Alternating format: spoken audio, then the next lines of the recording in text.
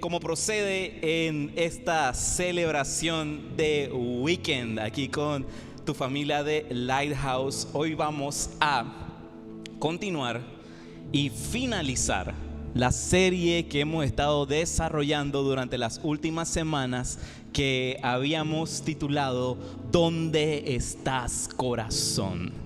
Esta ya es la parte número 5 de esta serie y el desenlace está bien chévere. Bueno, no sé cuántas películas tú conoces que tienen quinta parte. Usualmente después de la segunda ya no son tan buenas. Jurassic Park. Bueno, pero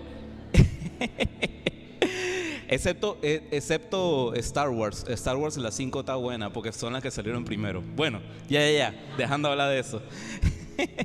Vamos entonces a entrar en materia. Déjame leerte aquí rápidamente el versículo que va a colocar el tono de lo que vamos a estar compartiendo la noche de hoy. Y lo encontrarás en Santiago 4, verso 1. Te lo leo aquí.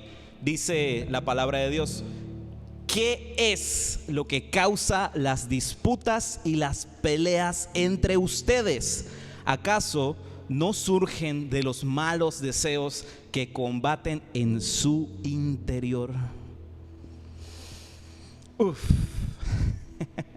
Si ya te has podido notar, hoy Dios nos va a tirar una tonelada de ladrillos encima, pero que nos va a dar una tonelada de libertad en el nombre de Jesús. Pero primero me gustaría orar. Dios, ayúdame, ayúdame para entregar este mensaje, Señor, y que se reciba como tú quieres que se reciba, Señor. Acompáñame a orar. Padre, gracias te damos por esta noche, Señor, y por estar aquí delante de tu presencia, Señor, recibiendo tu palabra, Señor, que nos alimenta, que nos capacita, Señor, que nos equipa para seguir adelante en la búsqueda de aquel propósito que tienes para todos y cada uno de nosotros, Señor, que es llegar a la estatura del varón perfecto que es Cristo Jesús, Señor. Abre los ojos de nuestro entendimiento, Señor, y nuestros oídos espirituales para poder escuchar con la mente y el corazón, Señor, y el espíritu lo que tienes para la noche de hoy, para nuestras vidas, Señor. Confronta, Padre, aquello que debas confrontar en nuestro interior, Señor, y restaura aquello que debas restaurar en nuestro interior. Te lo pedimos en el nombre de Cristo Jesús. Amén. Amén, amén, amén. Bueno, como sabes, durante las últimas semanas que estuvimos viendo este tema de ¿dónde estás, corazón?, estuvimos viendo lo que es esos desvíos que ocurren en el camino de la vida. La vida, hay muchas veces que pensamos que la vida es solamente una línea recta, sin baches, toda bonita, toda chévere, pero la verdad no termina siendo así. La vida termina siendo una serie de caminos, de vueltas y de situaciones que nos llevan entonces a la culminación de ese propósito de Dios en nuestras vidas. Y mientras vamos en el camino, pueden ocurrir esos desvíos en los que de repente agarramos por la calle que no era o cogimos por el lado que no era.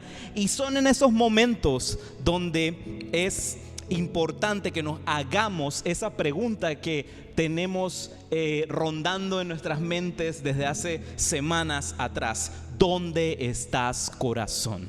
Porque si no sabemos dónde estamos en este momento, dónde está nuestro corazón en este momento, es muy probable que no sabremos hacia dónde vamos a ir más adelante.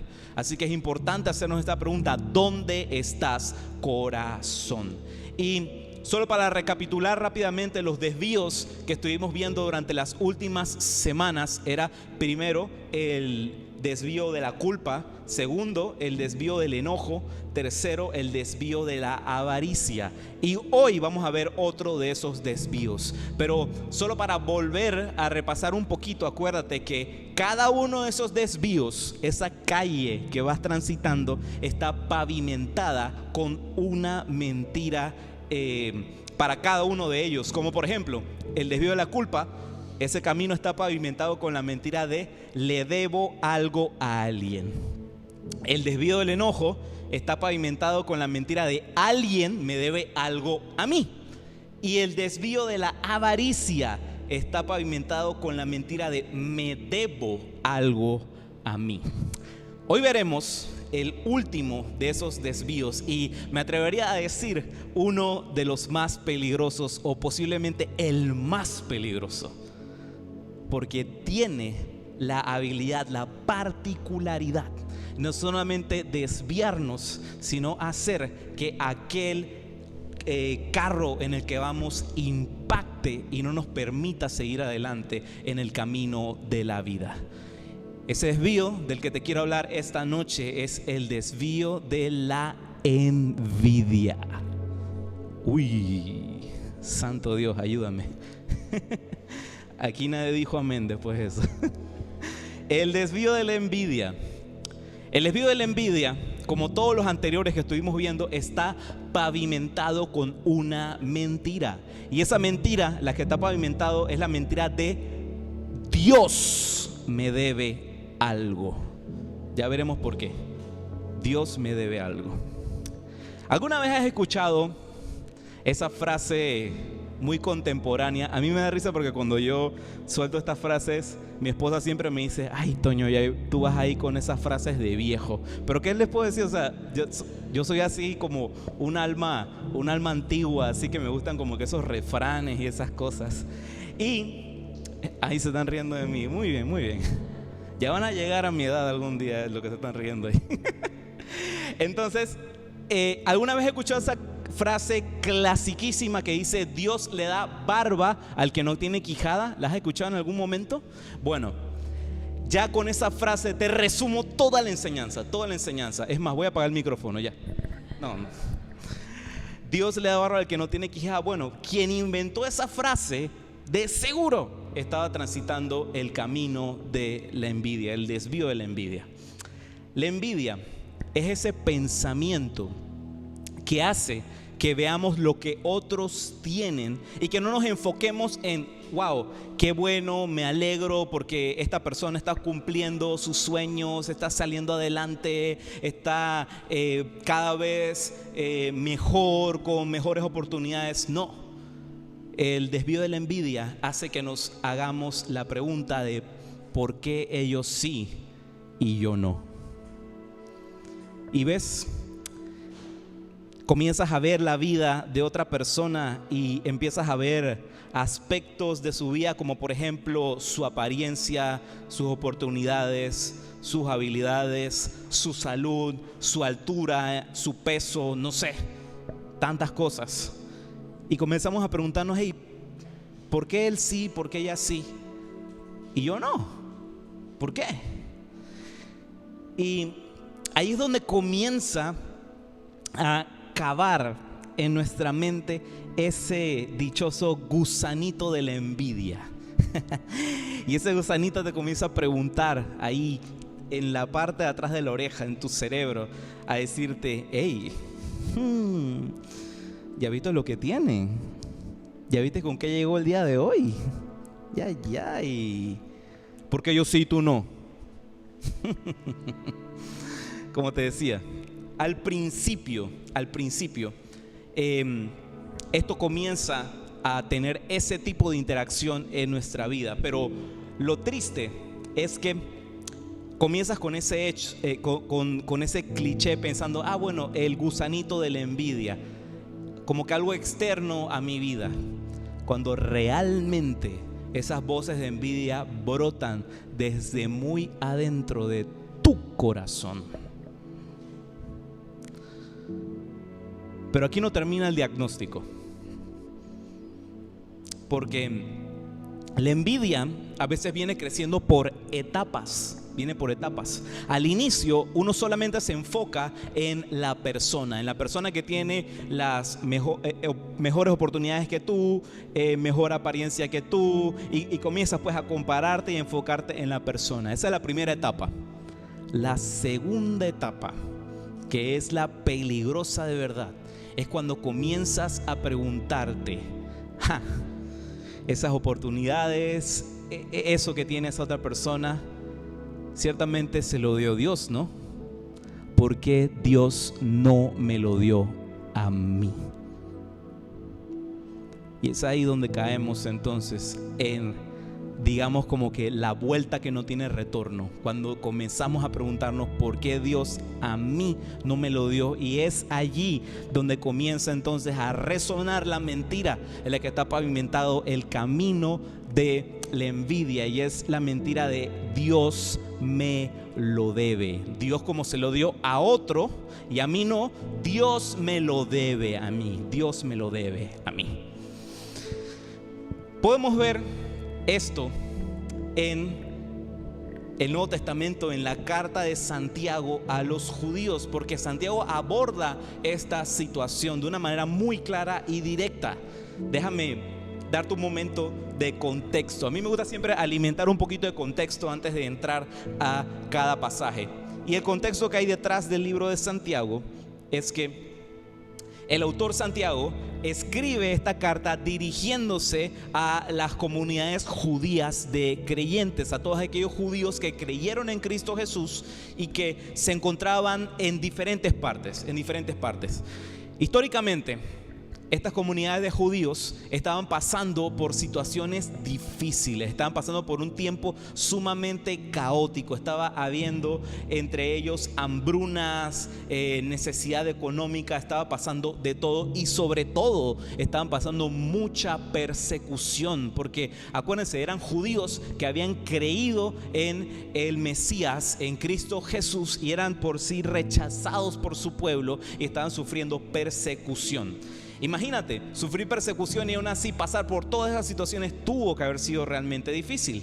Entonces, Santiago utiliza esta carta para sentar bases en lo que estaba sufriendo y viviendo estas comunidades judías. En la carta de Santiago tú vas a ver ahí 12 enseñanzas básicas que él comparte en esa carta, de diferentes temas, y uno de ellos es este tema acerca de la envidia, y lo vamos a encontrar en Santiago 4 versos del 1 al 3. Si tienes tu Biblia electrónica, sígueme allí en tu app favorito.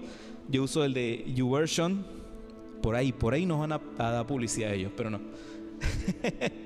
Pero si la tienes física también, chévere, excelente, eso está muy bueno.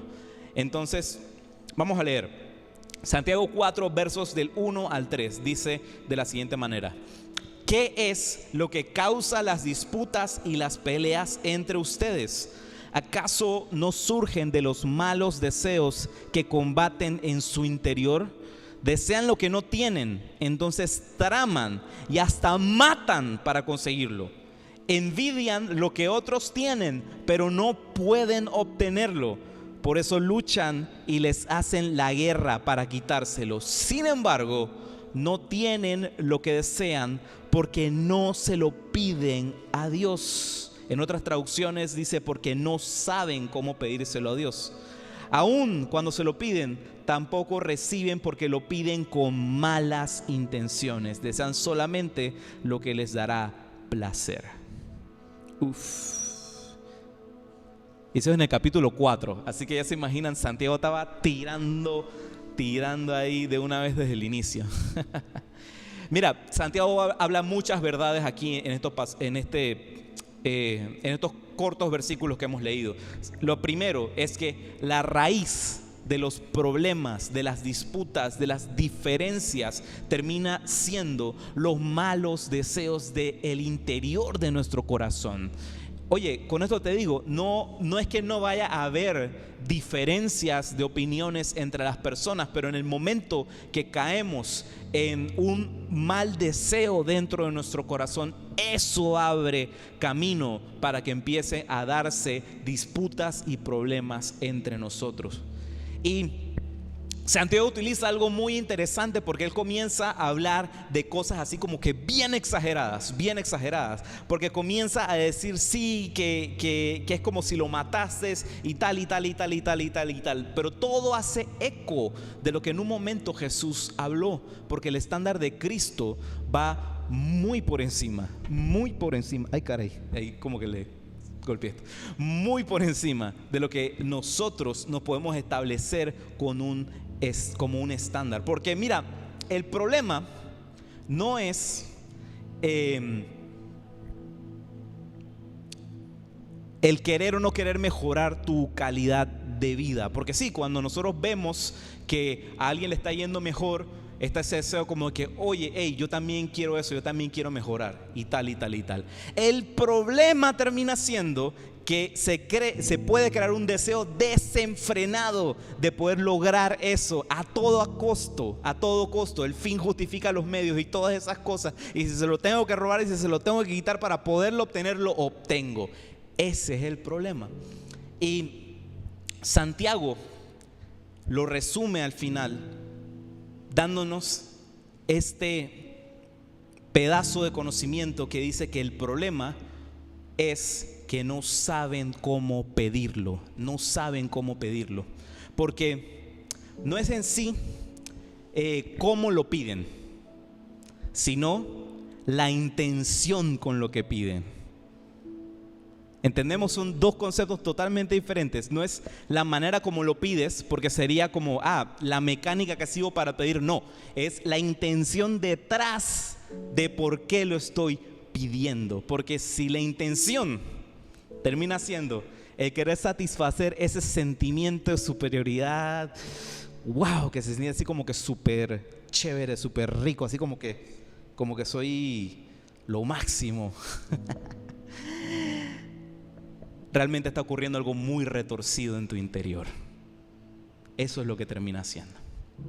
Mira, la Biblia nos habla de las gravísimas consecuencias de entregarse totalmente al desvío de la envidia. Y durante los siguientes minutos quiero hablarte de dos personajes de la Biblia. No voy a entrar a súper detalles de la historia porque es bien larguita, pero quiero hablarte durante estos siguientes minutos de David y Saúl. Pero nuevamente vamos a entrar a un poquito de contexto antes de entrar a lo que es el pasaje principal. Y voy a tratar de hacerte como un resumen así bien express de cuál es la situación que pasa para llegar a ese punto de conflicto entre David y Saúl.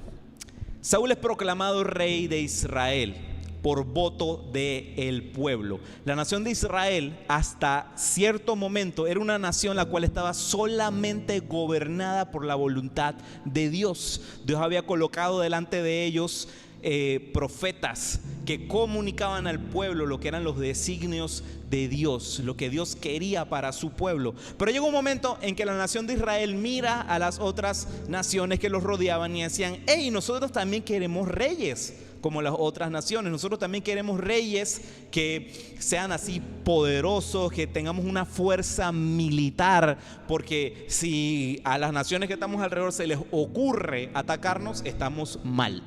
Así que entonces Saúl es elegido por aquellas cualidades que tenía, porque era un líder innato, era así grande, poderoso, fornido, fuerte, habilidoso, tenía todas esas destrezas militares que lo hacía el candidato perfecto.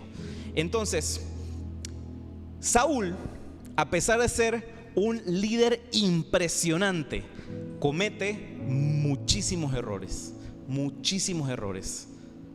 por querer ganarse cada vez más el favor del pueblo. Comienza a cometer error tras error tras error. En una ocasión, el profeta Samuel le había dado ciertas indicaciones y él simplemente hizo lo que le dio la gana, pues, porque quería caerle bien al pueblo, quería ganarse el favor del ejército y así del pueblo. Así que terminó haciendo lo que le dio la gana. El profeta Samuel, por mandato de Dios, busca entonces quién sería aquel futuro reemplazo de Saúl, porque llegó ya un punto que Dios decía, hey, mira, si este no quiere hacer como son las cosas, ya, yo paso por encima de él. Vamos a buscarle otro rey a Israel. Y debido a que ya había fallado múltiples veces, entonces el profeta Samuel se encuentra entonces con este muchacho llamado David, de una manera súper inusual. David era el hijo menor de 8 hermanos, el cual no era el favorito para nada, porque la responsabilidad que su papá Isaí le había colocado era cuidar de los rebaños, ser pastor. Ojo, pastor, me refiero no a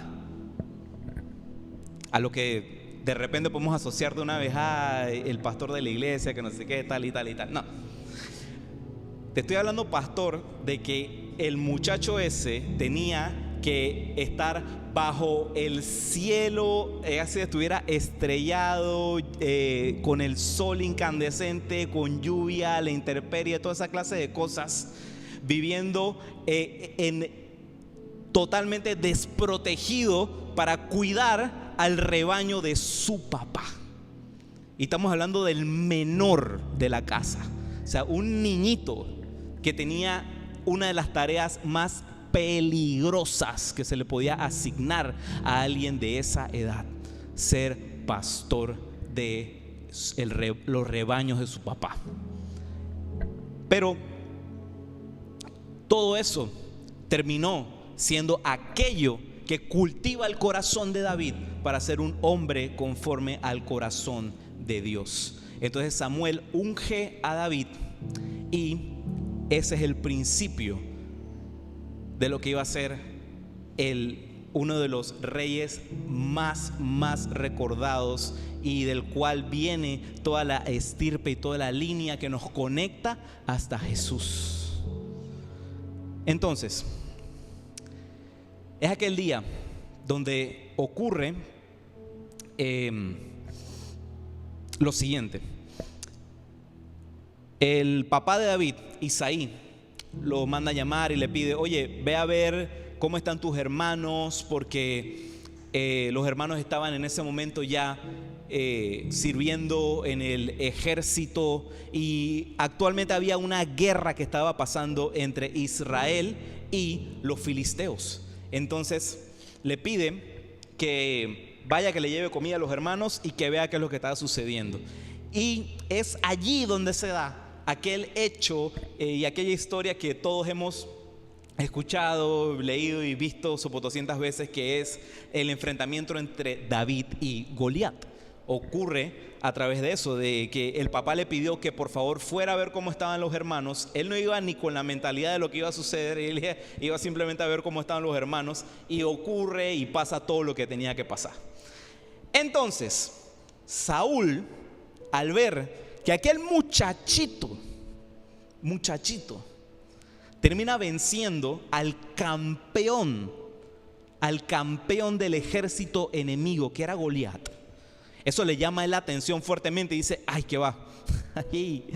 Yo tengo que mandarlo a llamar, tengo que ficharlo, él tiene que ser parte de nuestro ejército, porque imagínate a esa corta edad cómo pudo vencer a un gigante como Goliat. Entonces en ese momento David no se gana solamente el favor del rey, se gana incluso el favor del hijo primogénito del rey, de Jonatán. Porque Jonatán queda y que: uy, yo como quisiera ser como este muchacho, es lo máximo, papá, ¿tú lo estás viendo, papá? Y se gana también el favor de Jonatán, y por consiguiente también el favor de todo el pueblo. O sea, todo el mundo amaba a David. El campeón de Israel. Pero mira lo que sucede más adelante. Primera de Samuel, capítulo 18, verso 5. Dice de la siguiente manera: todo lo que Saúl le pedía a David que hiciera, él lo hacía con éxito.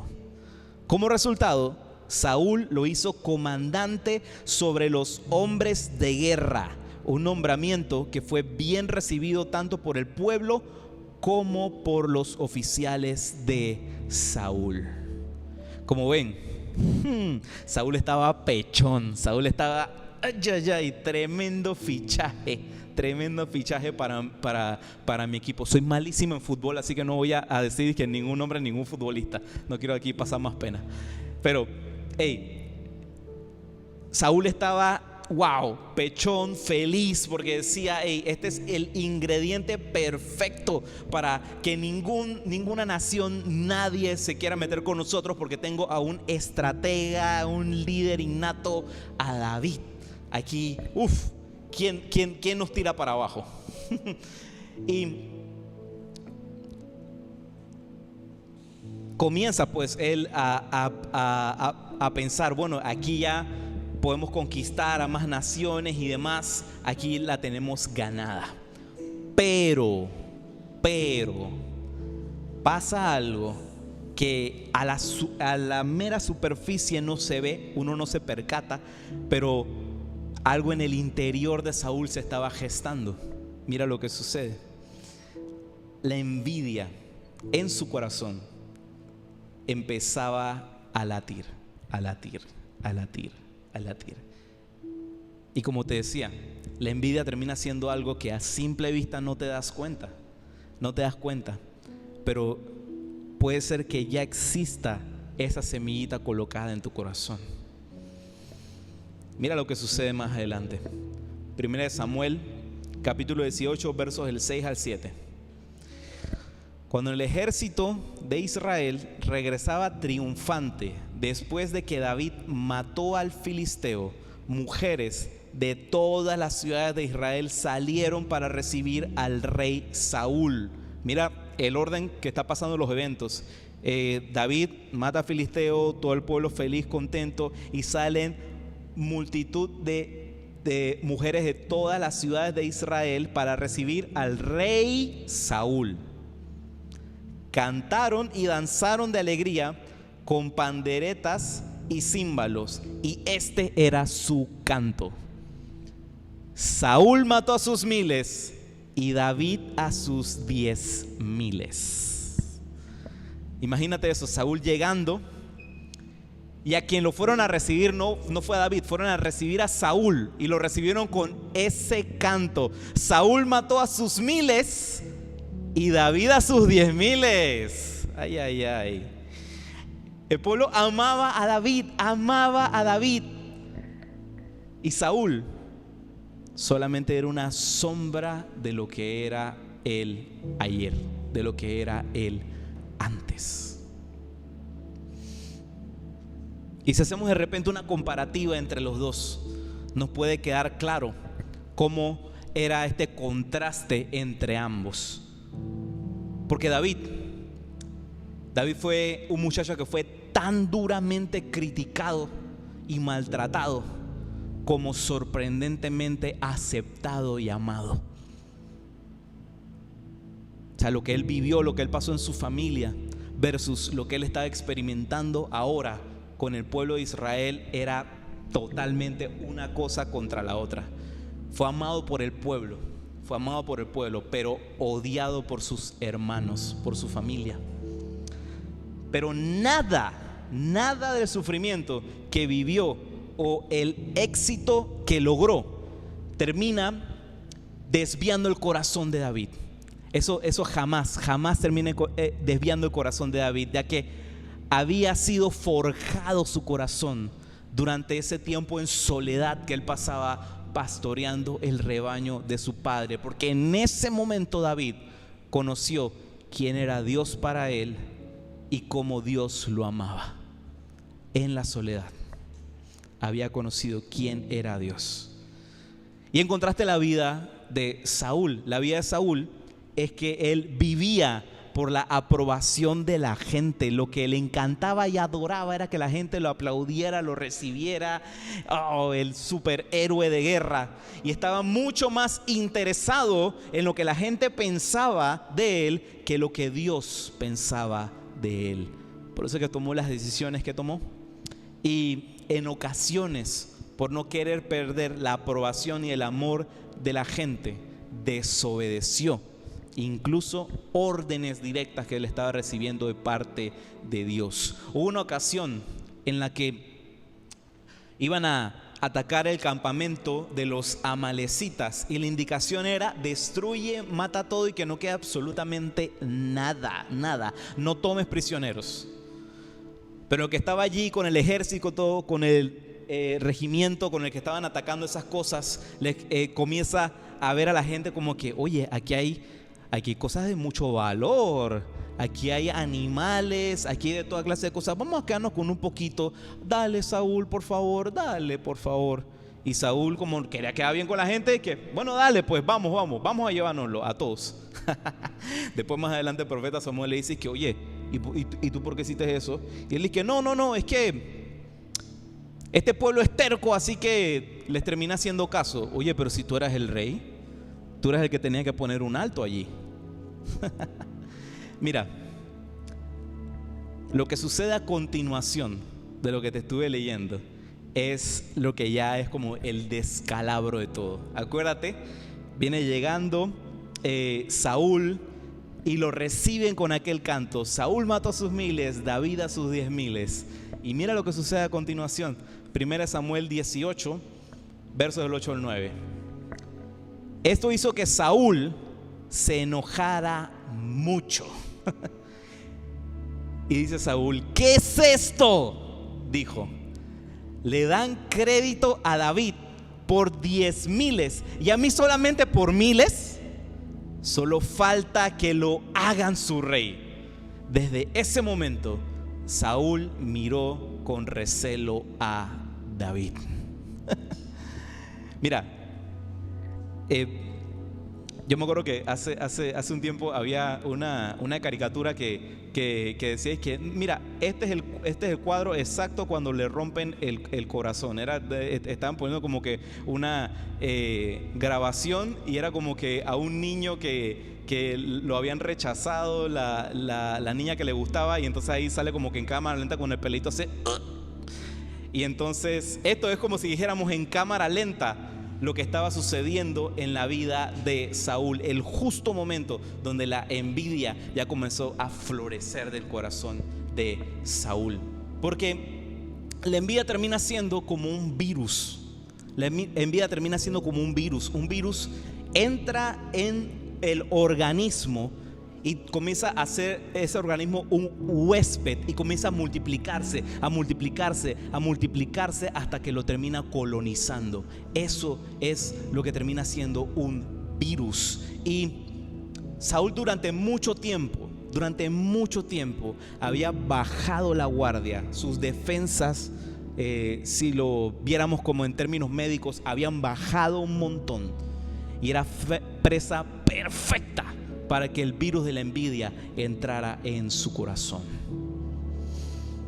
Ciertamente, la envidia termina siendo un asesino peligroso. La envidia tiene también la capacidad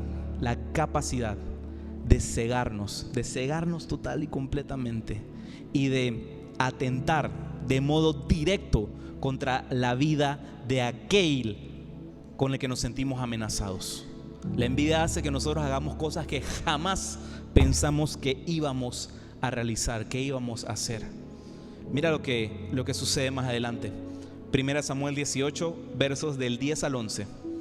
Al día siguiente, un espíritu atormentador de parte de Dios abrumó a Saúl y comenzó a desvariar como un loco en su casa. La envidia ya lo tenía loquito. David tocaba el arpa. Lo que no te dije es que David, al comienzo, él había sido fichado, era para servir en palacio, porque tenía buena habilidad musical. David tocaba el arpa. Entonces David tocaba el arpa tal como lo hacía cada día. O sea, era el trabajo normal que hacía David. Pero Saúl tenía una lanza en la mano y de repente se la arrojó a David, tratando de clavarlo en la pared. Pero David lo esquivó 2 veces. Eso del final es lo que es la clave para entender este versículo. David lo esquivó 2 veces. 2 veces. O sea, en otras palabras, no fue como que Saúl la tiró y dijo, ay, ups, se me fue la lanza. No. Saúl la tiró con premeditación y alevosía, como dirían mis amigos aquí que estudiaron leyes. Lo lanzó con premeditación y alevosía. Él quería atravesar a David. Y lo sé, porque no fue ups, lo hizo una vez. No, lo tiró, ay, no le di. ¡Bam! La segunda. O sea, él estaba totalmente cegado por la envidia. Él lo que quería era destruir la vida de David.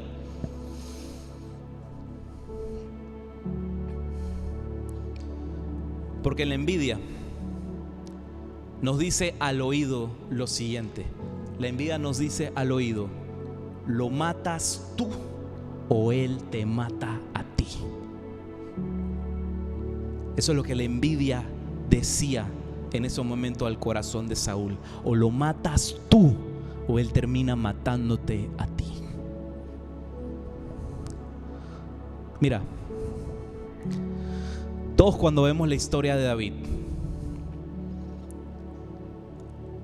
y vemos las grandes hazañas que hizo el muchacho y todo este tema de que wow, fue rechazado por sus familiares, pero Dios lo eligió y salió adelante. Es muy romántico y muy bonito, y muchas veces cuando escuchamos esta historia y estos versículos de la vida de David, nos imaginamos que estamos en el lugar de David, ¿verdad? A todos nos encanta ser David.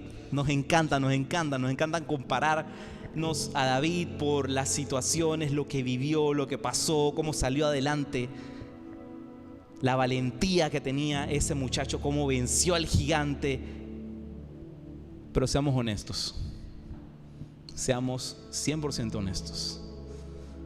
Y quiero hacerte esta pregunta con todo el peso del Espíritu Santo esta noche. ¿Cuántas veces hemos sido más un Saúl y no un David?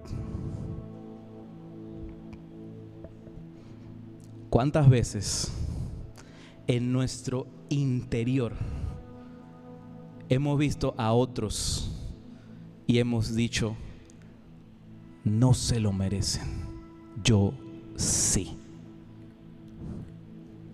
¿Cuántas veces? Mira, Dios me estuvo hablando esto durante un tiempo, porque hay muchas veces que leemos las historias de la Biblia y es muy fácil caer en la tentación de solamente compararnos con el bueno de la película. Pero ¿cuántas veces no somos Israel y terminamos siendo los filisteos? ¿Cuántas veces? Ahora, tengo una historia más, porque no quiero solamente dejarte con esto, con este cuento de un rey loco que quiere matar a un muchachito. Porque sí, a veces es como que complicado querernos comparar con eso, porque uno dice: no, pero yo no soy como Saúl, ese tipo estaba loquísimo. Bueno, te tengo una noticia: hay otro que caminó con Jesús, que estuvo con Jesús hasta el último momento, y aún así se encontró envidia en su corazón. Quiero leerte esta historia, solo para darte un poquito de contexto antes de caer allí.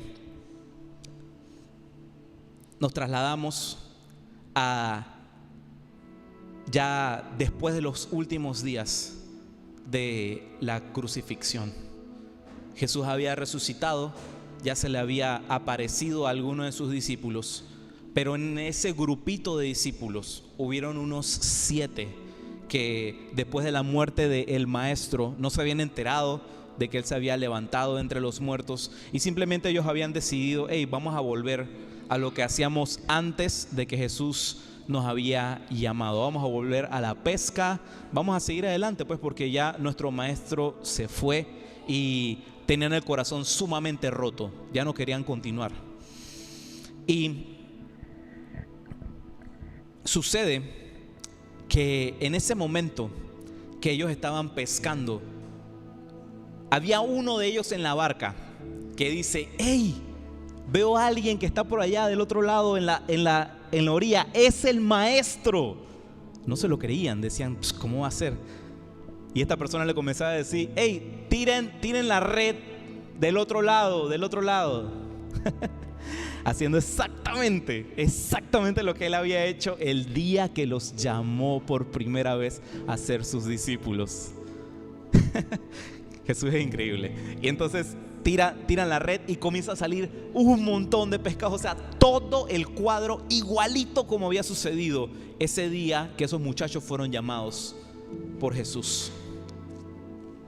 Y mira lo que sucede. Después de allí se acercan a la costa y se topan de verdad con Jesús resucitado.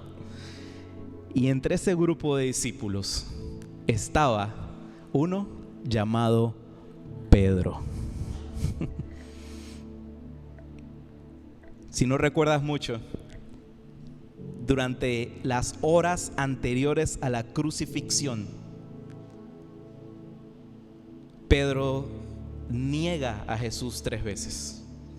Lo negó en 3 ocasiones diferentes, exactamente como Jesús le dijo que iba a suceder antes de que cantase el gallo. Y así sucedió. Pero ¿qué pasa en este encuentro de Jesús con los discípulos en la playa? Jesús conversa con Pedro y 3 veces le hace la pregunta: Pedro, ¿me amas? Y es cuando le dice: apacienta mis ovejas. Pedro, ¿me amas? Apacienta mis corderos. Pedro, ¿me amas? Dale de comer a mis ovejas. En 3 ocasiones se lo dice. En otras palabras, Jesús redime lo que había sucedido en el corazón de Pedro las 3 veces que lo había negado. Quiero leerte los versículos donde comienza a suceder esto. En Juan 21, 6 al 7 dice: entonces él dijo: echen la red a la derecha de la barca y tendrán pesca. Ellos lo hicieron y no podían sacar la red por la gran cantidad de peces que contenía. Entonces el discípulo a quien Jesús amaba, o sea, Juan, le dijo a Pedro: es el Señor. Y ahí es donde sucede todo lo demás. Se lo encuentran en la costa y pasa esto. Las 3 veces que Jesús le dice a Pedro: Pedro, ¿me amas? Y las 3 veces que Jesús le dice: sí, Señor, tú lo sabes, yo te amo. Apacienta mis ovejas, dale de comer a mis ovejas, apacienta mis corderos. Muchas veces leemos esta historia y llegamos hasta allí.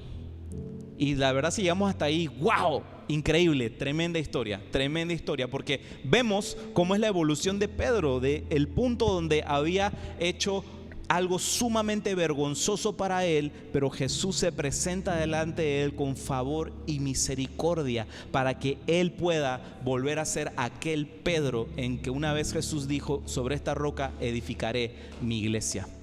Entonces Pedro se dio vuelta.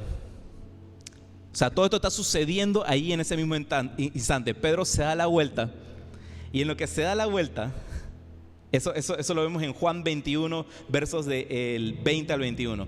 Pedro se da la vuelta y vio que detrás de ellos estaba el discípulo a quien Jesús amaba, el que se había inclinado hacia Jesús durante la cena para preguntarle: Señor, ¿quién va a traicionarte? Pedro le preguntó a Jesús: Señor, ¿qué va a pasar con él? O sea, transpórtate en la escena. Estaba sucediendo todo esto maravilloso. Pedro había sido perdonado por Jesús. Había gracia para él por el error que había cometido. Las 3 veces que lo negó, 3 veces que le dice: Jesús, Pedro, tú me amas, tú me amas, tú me amas. Sí, Señor, tú lo sabes, yo te amo, yo te amo, yo te amo. Y de repente a Pedro se le ocurre mirar para allá atrás y decir que: Jesús, pero ¿y qué con este man que está ahí? ¿Qué pasa con él? Porque él sí y yo no. Porque él sí y yo no. ¿Qué pasa con él? Uno se pregunta, hey, ¿qué le pasa a Pedro? O sea, estás recibiendo gracia delante de ti y cometes esa locura de fijarte. Dije, ¿y qué pasó con él? ¿Y qué pasó con él? Y mira lo que Jesús le contesta. Jesús le contesta: si quiero que él siga vivo hasta que yo regrese, ¿qué tiene que ver contigo? En cuanto a ti, sígueme. En otras palabras, Jesús le dice a Pedro: ¿a ti qué te importa? Tú sígueme. Tú sígueme. Esta es la respuesta.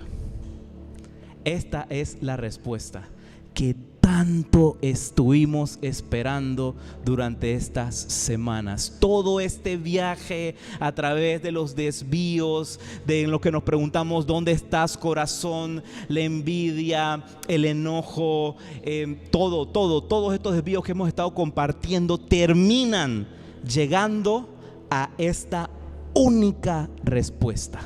A esta única respuesta. Y la respuesta es hacer un alto en aquel desvío que te encuentras, donde te preguntas: ¿dónde estás, corazón? Y ubicar dónde está Jesús y seguirlo en el camino. Amén. Amén. ¿Qué tal si le dan un aplauso al Señor?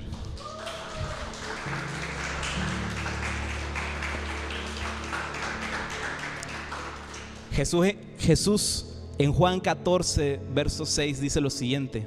Jesús le contestó: yo soy el camino, la verdad y la vida. Nadie puede ir al Padre si no es por medio de mí. ¿Sabes? La solución para el desvío de la envidia, sigue a Jesús. La solución para el desvío de la culpa, sigue a Jesús. La solución para el desvío del enojo, sigue a Jesús. La solución para el desvío de la avaricia, sigue a Jesús. Sigue a Jesús. Porque cuando seguimos de cerca a Jesús, no tenemos la más mínima posibilidad de perdernos en el camino que lleva a la vida eterna. Amén. Quiero terminar con algunos consejos. Y si pueden ir viniendo ya el equipo de alabanza. Quiero terminar con algunos consejos aquí. Porque al final del día, esta es una enseñanza y esto es un mensaje que no es solamente que nos habla una realidad, sino que también es sumamente práctico con lo que te quiero dejar. Y el primero de estos consejos es para evitar aquel desvío del camino de la envidia, es: aprende a celebrar las victorias de otros. Cuando celebramos las victorias de otros y nos alegramos de verdad por lo que otros están viviendo, no tenemos tiempo para ponernos a comparar y para enojarnos y para decir por qué sí y yo por qué no. Celebra las victorias de los otros. Al celebrar las victorias de los otros, estás celebrando lo que Dios hizo en la vida de otros. Lo siguiente: reconoce lo que Dios ha hecho por ti. Dios hace tantas cosas por nosotros todos los días. El problema está de que muchas veces se cubren con la tiniebla de nuestro pensamiento y no nos damos cuenta de las maravillas que Él hace. Solamente el hecho de que tú abrieras los ojos el día de hoy es un milagro de Dios. Es un milagro de Dios. Dios hace cosas grandes por ti todos los días, aunque tú no te das cuenta. Y lo último: sigue de cerca a Jesús. Sigue de cerca a Jesús. Ese es el consejo que a todo y cada uno de los desvíos que estuvimos viendo durante las últimas semanas es total y completamente aplicable. Porque Jesús es la verdad. Jesús es el camino. Jesús no es tu verdad, no es mi verdad, es la verdad objetiva. Solo existe una verdad en el mundo y esa verdad es la realidad en la que tú y yo vivimos. y esa realidad de Jesús. Jesús es la verdad, el camino y la vida. Amén. ¿Qué tal si nos colocamos sobre nuestros pies?